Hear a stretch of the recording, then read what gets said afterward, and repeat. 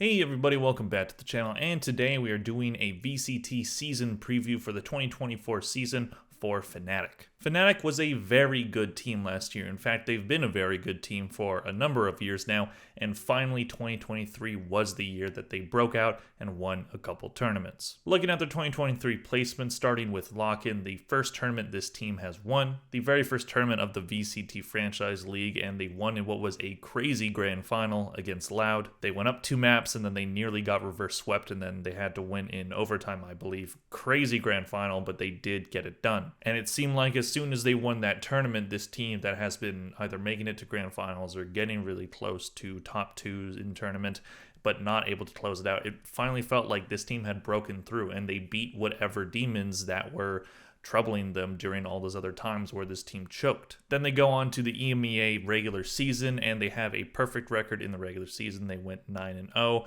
but then they did lose to Team Liquid in the grand finals of the playoffs. So they do play second in EMEA, but it's not really that big of a deal. They play second. They already had a guaranteed spot in Masters Tokyo. They just lost to Liquid in one match that didn't really mean all that much because they were already past the group stage in Tokyo because they won Lock-In. Then they go to Masters Tokyo after that regular season, and they win that one as well. They only dropped, I believe it was just the one map against Evil Geniuses, but they have a nearly perfect tournament and they win. So if you looked at their win in Lock-In and felt that it was kind of not deserved because it was only a single elimination tournament versus the double elimination format that we're used to, if that's how you saw Lock-In, not saying that's how I saw it, but if you were one of those people, I think your concerns about this team not being legit were pretty much proven wrong right away, because they were dominant during the regular season, and then they go to Tokyo and then they win that one, nearly going perfect the entire time. So they definitely proved themselves that wasn't just a one-off, and this team can absolutely become Valorant's first dynasty. Throughout every single tournament until these 2 tournaments in Lock-In and Masters Tokyo,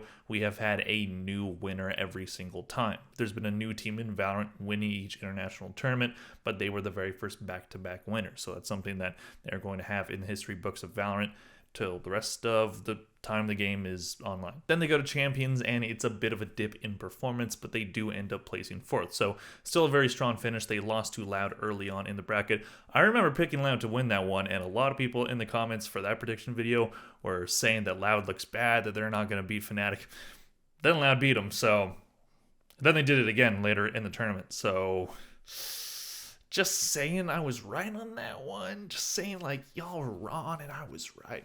I'm joking around, obviously. Both teams are very good. It's not that surprising that Loud ended up winning that one. But Fnatic still had a very good placement within that tournament. So going on to the players out versus the players in, the only player that they lose is their extra man in Kamek. So he was their extra man. He moves on to a different team now. I forget the name, but I believe it's a tier 2 team. Players in, Nada. They currently don't have an extra man, and they've kept every single person from their starting roster on the team. And why wouldn't you? It won 2 tournaments. It's a very good team. Many people consider this team to be the best team in the world. Obviously, Evil Geniuses won champion, so a lot of people saw them as the best team in the world by the end of the season, and maybe they were, but Fnatic beat them, and Fnatic beat them more than once. So if this team made it to grand finals, does EG still win in champions? I don't really know, honestly. They absolutely have a roster that should be able to win 3 tournaments in a row. Do they do that in 2024? I don't think so. There are some very good teams in Valorant. It's very difficult to win 3 in a row, as we've seen. It's never been done yet, but they absolutely do have a roster that I could see doing it. In terms of championships won by the org, they have 2, as previously stated. That was Lock-In in Sao Paulo and then Masters Tokyo. Choosing their 2023 MVP, honestly, choose any one of them. Honestly, you could make an argument for at least 3, maybe 4 players, but I ended up going with Alphayear. A lot of people consider this guy to be the best player in the world, and I do not doubt those arguments at all. His stats are very good. Speaking of the stats, we are going to now look at the 2023 VCT stats for all of these players. Starting off with Durka, their duelist player. He had 1,182 kills, 953 deaths, 250 assists for a KD ratio of 1.24. In terms of characters he played, as I said, he was the duelist player, so he played Jett and he played Raze. Interestingly enough, in Masters Tokyo, this guy didn't play Jett once. He only played Raze throughout the entire tournament. So during a time where Jett was very much in the meta, and she still is good in the meta even though she was nerfed, but during Tokyo we saw a lot of players playing Jett, but Durka stuck with Raze, and it worked for him. Moving on to the previously mentioned Alpha year, he had 1,036 kills, 739 deaths, 220 assists for a KD ratio, an insane 1.40. I don't know if that's the best in the VCT last year, but I would not be shocked if it is, because I've been looking at a lot of stats. I don't know if I've seen one above 140. So absolutely insane numbers from Alpha year. He's a very good player. In terms of characters he played, he was the resident Sentinel player for this team. He played Killjoy, he played Cypher, and he played Chamber. So he's very good in that Sentinel role. He's very solid as Killjoy. Now that Cypher is more in the meta than what he used to be, we absolutely can see Alpha year using that agent a lot more and being very effective on it.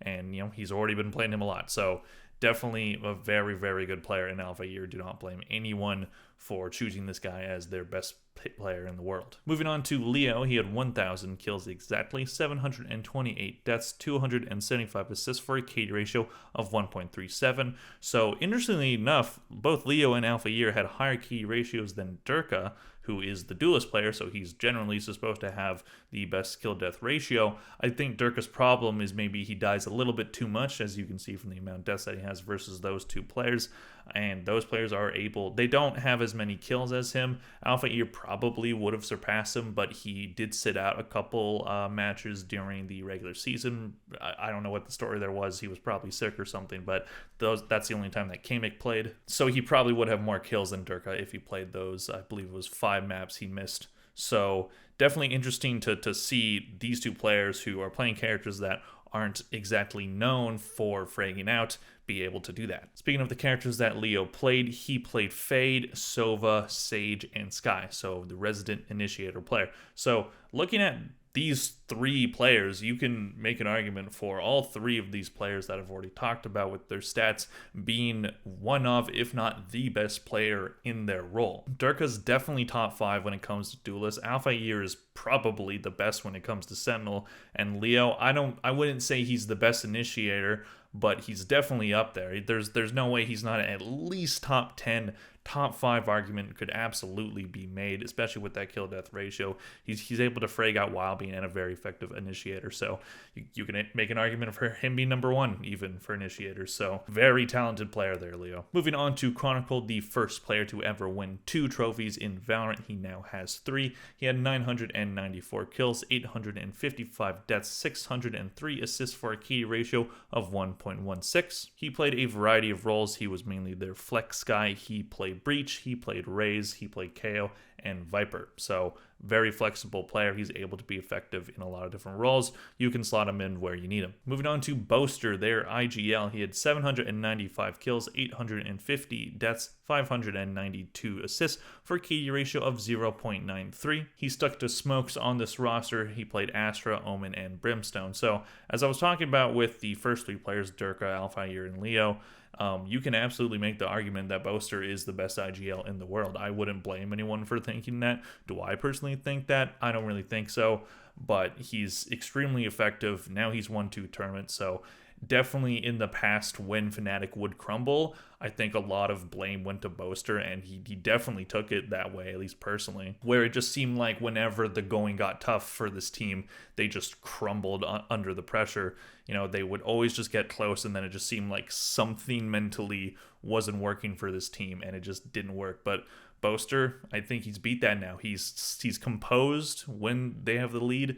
He's composed when they're, about to win a big map, and they've done it multiple times now. So yeah, you have 3 players that you can probably make an argument for them being best in their roles. You have Chronicle, who absolutely can be seen as one of the best flex players, and you have Boaster, who can probably be seen as the best IGL in the world.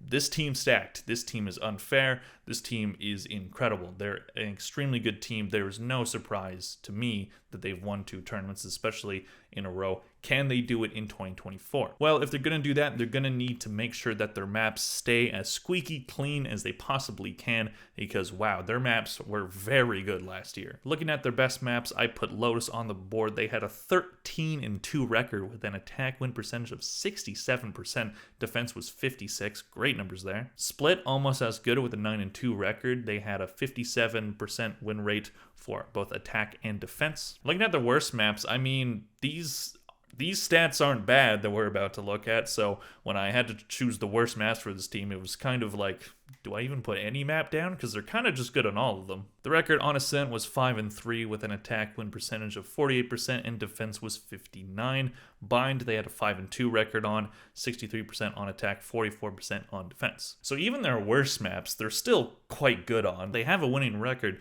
on literally every single map during the 2023 season. So, you know, those two were just, I guess, the worst win percentage-wise, but they have a winning record on every map. This team has an insane map pool. And for their best maps, I could have put down Icebox on Well. They had a perfect 5-0 record. I decided to go with Lotus and Split because they played those maps more. They're excellent on Haven, but I didn't put that down because it's not in the map rotation anymore. 11-2 record. Interestingly enough, they didn't play Pearl at all. I guess they just banned that every time. I guess they're just not a fan of that map. Now that's not in rotation anymore, so they don't need to worry about that one. Fracture, they had a 5-2 record on. Fracture is not in the rotation either, so there's not a lot of negative things to say about this team. I think coming into 2023, the main discussion was, can this team actually win a tournament? Now that they have, it's how many are they going to win? Because this is a damn near perfect team. They have players that are at the top of all of their roles. They have an insanely good map pool. They have great chemistry together. These players work perfectly together. Seems like the vibes are good during all the comms and stuff, but they know how to get things done. There's really not a lot to say about this team because they're just good. They're just very good. And if they don't win a tournament in 2024, that's definitely going to be a disappointment. The expectations for this team are sky high, as they should be. I do expect them to win a tournament in the 2024 season. I don't know if I want them to, just because I like it when new teams win every time. But if they do, I would absolutely be proud of them, because they would establish themselves as Valorant's first dynasty. They've won 2 now. They have to win a third to, at least in my eyes, officially become a dynasty. So it's definitely going to be an interesting season for Fnatic. Do they have trouble adapting to the new meta? I don't think they're going to at all. Are they going to be good on Sunset? Like, there's just not a lot of holes to poke in this team, and it doesn't surprise me at all that they decided to keep the same exact roster. The only negative thing going into this video that I would have been able to talk about was the fact that their head coach, Mini, had left the team. He decided he was going to look for a better work-life balance. He didn't want to be a head coach anymore. So I could have, talked about that a lot and been like, oh, he's gone, so maybe Boaster doesn't do as well. Maybe the head coach struggles. But now he's back on the team. He's their assistant coach, I believe, now. So, maybe the new head coach doesn't do as well, but with Mini still there, I don't know if that's going to make much of an effect. So that talking point's just not there anymore because he's still there. So again, I expect this team to win a tournament. Do they win multiple? I don't know. But we'll see. They absolutely are capable of it. Let me know what you guys think in the comment section down below. Do you think Fnatic are going to be as dominant as they were last season? Are they going to win a tournament? Are they going to see some holes in this roster finally prop up? Or do they continue their dominance in the EMEA VCT and win internationally? Thank you all for watching. Click like if you enjoyed this video, and I'll see you guys in the next one. Bye.